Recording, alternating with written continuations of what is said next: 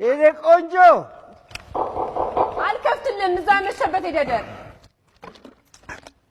ይኸውልሽ ዛሬ ብቻዬን ነኝ። እንዳለፈው ሴት ይዤ አልመጣሁም። ዛሬም ሰክረን የመጣው አይደለ? እዛው ያመሸበት ሂድ በቃ። ኧረ እኔ እዛ በቃ ቤቴ ለመጠጣት ነው የመጣሁት። በእናትሽ እባክሽ ክፈቺ። አልከፍትም አልኩህ እኮ።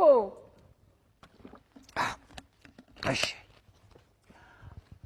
ትሰሚኛለሽ? በዓለም ላይ ውብ ለሆነችዋ ሴት ቆንጆ ስጦታ ይዤ ነው የመጣሁት። ባዶ እጄን አይደለሁም። ስጦታ ከተከፈተ እኔ ቆንጆ የታል ስጦታው? በዓለም ላይ ቆንጆ ሴት የት አለች? እንደዚህ